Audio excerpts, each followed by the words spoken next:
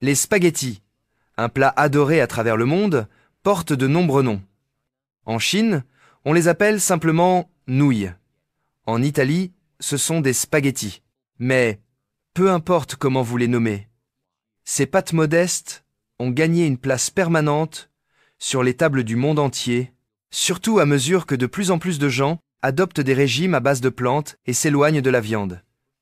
Chaque année, plus de 16 millions de tonnes de pâtes sont consommées dans le monde. Et pour répondre à cette demande colossale, une usine en Italie repousse les limites de la production alimentaire industrielle, produisant plus de 10 milliards de paquets de spaghettis par an. Entrons dans la plus grande usine de pâtes au monde et découvrons le processus étape par étape derrière cet aliment de base mondiale emblématique. C'est la plus grande usine de pâtes au monde. Située à Parme, en Italie, au cœur de la cuisine italienne traditionnelle, cette installation est une powerhouse de la production de pâtes. Chaque jour, elle produit jusqu'à 1400 tonnes de nouilles. Chaque ligne de production à elle seule peut sortir environ 4500 kilos de pâtes par heure. L'opération ne s'arrête jamais, fonctionnant 24 heures sur 24, 7 jours sur 7, produisant plus de 320 000 tonnes de pâtes chaque année.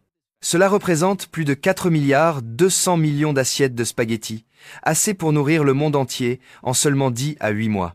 Bien que cette usine fabrique plus de 110 formes et styles de pâtes différents, aujourd'hui, nous nous concentrons sur celle qui a tout commencé, la classique, l'emblématique spaghetti.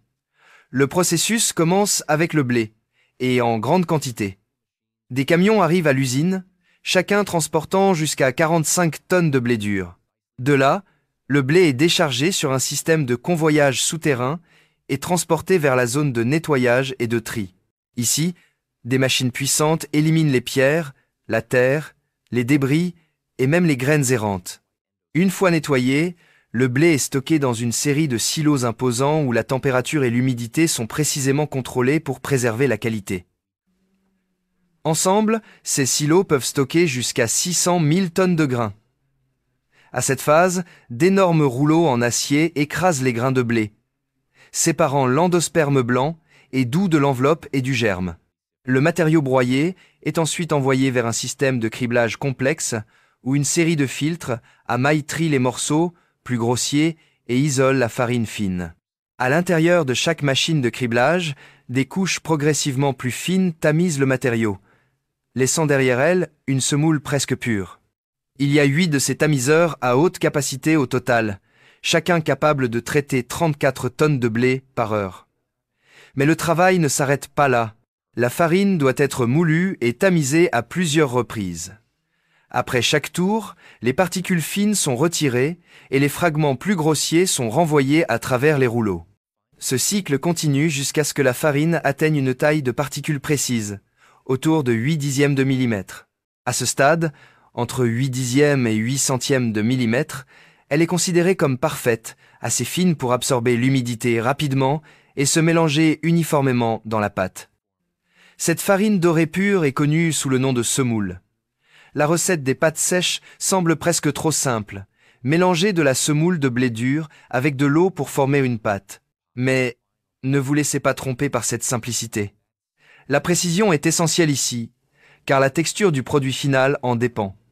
Cette morsure caractéristique, la fermeté et la manière dont il retient la saveur après la cuisson. Dans cette usine, environ 20% de la semoule provient d'Italie elle-même, préservant la saveur traditionnelle des pâtes italiennes. Le reste est importé de puissances céréalières comme le Canada et l'Amérique du Nord. Pourquoi ? Le blé de ces régions a une teneur en protéines plus élevée, ce qui aide à créer des nouilles plus robustes avec cette mastication al dente idéale. En mélangeant du blé domestique et importé, l'usine trouve un équilibre.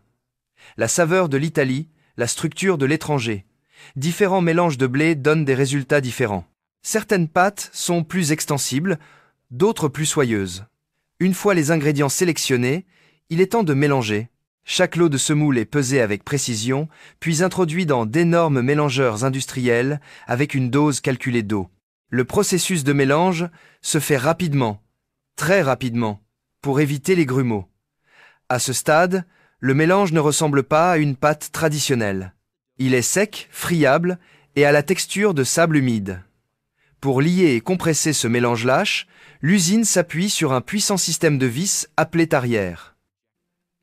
Cet appareil pétrit la pâte sous pression, combinant l'eau et la semoule en une masse dense et cohérente. Une fois que la pâte atteint une texture friable semblable à du sable, elle est soulevée par un système de convoyage à plusieurs niveaux et envoyée à travers une série de tamis rotatifs. Ces tambours rotatifs capturent les gros grumeaux non mélangés et les rejettent, ne laissant passer que les particules fines et uniformément mélangées. Cette étape n'est pas seulement une question d'amélioration de la consistance. Elle est cruciale pour protéger la machine suivante, la presse d'extrusion. Tout morceau de pâte errant pourrait obstruer ou endommager l'équipement de haute précision qui façonne les pâtes. Si ce mélange grossier était introduit directement dans l'extrudeuse, il se comprimerait de manière inégale, laissant de minuscules vides ou fissures à l'intérieur des brins de pâte, un défaut qui affaiblit le produit final. Pour éviter cela, la pâte tamisée est d'abord doucement compactée en petits granulés. Cette étape de précompression aide les particules à adhérer juste assez pour être façonnées efficacement, résultant en des spaghettis plus lisses et plus résistants. La granulation de la pâte expulse également l'air emprisonné, ce qui est essentiel. Les bulles d'air excessives peuvent rendre les pâtes cassantes, les faisant se briser pendant l'emballage ou s'effondrer dans l'eau bouillante. Et personne ne veut de spaghettis cassés et pâteux dans son assiette. Ensuite, les granulés de pâte sont doucement chauffés à environ 33 degrés Celsius, juste assez pour les rendre malléables pour le façonnage sans cuire la pâte. Une fois chauffés, les granulés sont acheminés vers l'extrudeuse, la machine responsable de donner aux pâtes leur forme emblématique. Selon le style de pâte fabriqué, l'usine change différents moules appelés bronzo. Pour les spaghettis, le moule est en bronze. Pourquoi le bronze? Parce qu'il ne se contente pas de façonner les pâtes avec précision. Il donne également à chaque brin une surface texturée rugueuse. Cette texture fait une grande différence. Elle aide les sauces à mieux adhérer aux nouilles. Alors que la pâte compactée et chaude est pressée à travers le moule métallique, elle passe par des trous conçus selon des spécifications exactes. Ces petites ouvertures déterminent le diamètre et la forme finale des pâtes. Pour les spaghettis, ils sont longs et étroits, produisant des brins fins, uniformes et parfaitement droits. Et la pression est intense. La pâte est poussée à plus de 100 fois la pression atmosphérique normale, la transformant en un flux continu de spaghettis. Le système d'extrusion de l'usine peut produire jusqu'à 11 000 brins chaque minute, soit environ 82 000 mètres de spaghettis toutes les 60 secondes. Une fois que les spaghettis atteignent leur longueur standard, une lame rotative coupe les brins proprement. En même temps, une série de peignes métalliques, fonctionnant comme une brosse à cheveux, sépare et aligne soigneusement les nouilles. Le résultat: de larges rideaux de spaghettis, de plus d'1 mètre de large, uniformes et visuellement frappants. Ces rideaux de pâte sont ensuite soigneusement préparés pour l'étape critique suivante: le séchage. Enfin, les brins sont doucement descendus sur des rails mobiles où ils sont coupés à une longueur exacte de 66 cm. À ce stade, les spaghettis contiennent encore environ 30% d'humidité, la condition parfaite pour la longue phase de séchage graduel qui les transformera en pâtes sèches et fermes que nous reconnaissons tous. Ensuite, les spaghettis entrent dans le système de séchage, un vaste réseau de cadres métalliques fonctionnant comme une immense corde à linge automatisée. Chaque heure, environ 6 tonnes de pâte traversent ce système, suspendues en longues feuilles fluides. L'image rappelle la manière dont les spaghettis étaient autrefois séchés à l'extérieur pendant des jours sous la brise chaude de l'été du sud de l'Italie. Mais aujourd'hui, la tradition rencontre la technologie et chaque détail est strictement contrôlé. Au lieu du soleil et du vent, l'usine utilise des chambres de séchage à l'échelle industrielle. D'énormes structures en acier, consommant assez d'électricité pour alimenter 30 000 foyers. Chaque brin de pâte passe jusqu'à 12 heures à l'intérieur de ce qui est essentiellement une pièce à vapeur industrielle. Pendant la première heure, une chaleur douce élimine environ 10% de l'humidité. Ensuite, les spaghettis passent par 3 phases de chauffage supplémentaires, réduisant progressivement la teneur en humidité à 12%, le niveau idéal pour un stockage à long terme, sans besoin de conservateur. C'est un équilibre délicat. Trop de chaleur et les pâtes se fissurent. Pas assez, et elles retiennent l'humidité, réduisant leur durée de conservation. C'est pourquoi la température et le temps de séchage sont ajustés avec une précision extrême, garantissant que les brins restent fermes et flexibles avec juste la bonne mâche lorsqu'ils sont cuits. L'usine abrite 120 chambres de séchage distinctes, chacune adaptée à différentes formes de pâtes, des petits coudes aux longs brins de spaghettis. Même l'épaisseur des nouilles compte.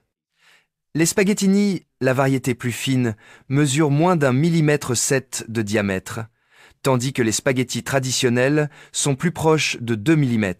Les brins plus épais prennent plus de temps à cuire et ont une mâche plus ferme, ce qui affecte la manière dont ils retiennent les sauces et transmettent la saveur. Après 12 heures de séchage, les spaghettis ne sont pas encore tout à fait prêts pour l'emballage.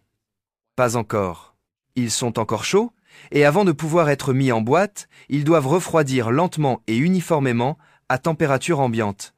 Cette transition prudente est essentielle pour préserver la structure et la texture des pâtes. Les spaghettis sont transférés dans une chambre de refroidissement. Un système scellé équipé de ventilateurs puissants et de convoyeurs à plusieurs niveaux. À l'intérieur, un flux d'air frais et sec circule constamment, extrayant doucement la chaleur résiduelle de chaque brin.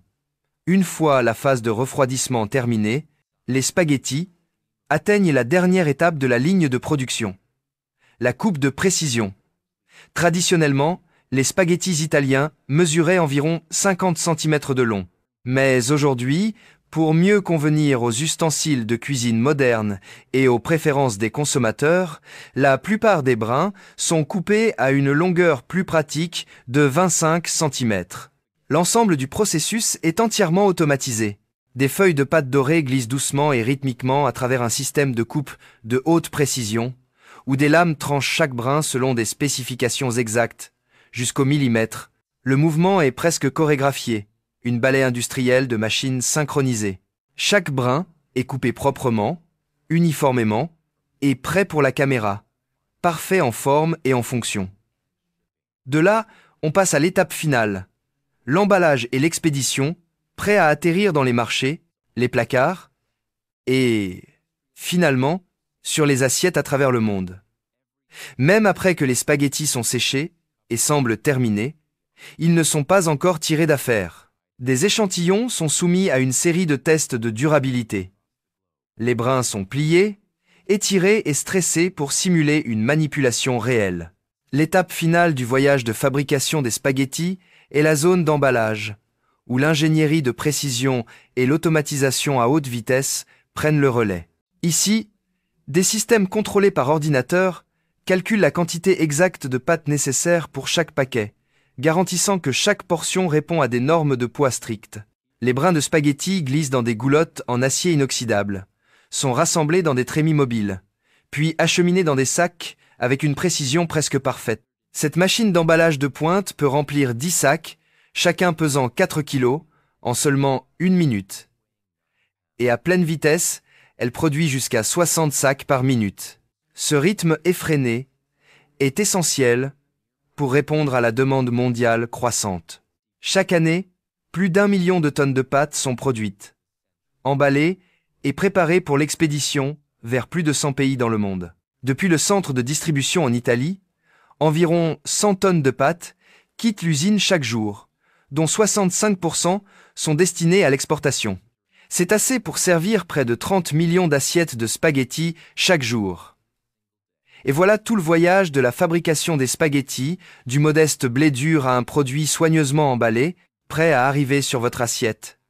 Vous arrive-t-il souvent de choisir des spaghettis? Quelle est votre façon préférée de les savourer?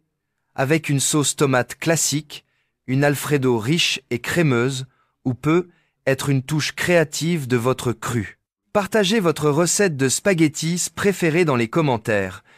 Nous aimerions savoir comment vous la faites vôtre. N'oubliez pas de mettre un pouce bleu à la vidéo et de vous abonner à Tout s'explique pour ne pas manquer nos prochaines plongées dans le monde de la production alimentaire. Merci d'avoir regardé. À la prochaine!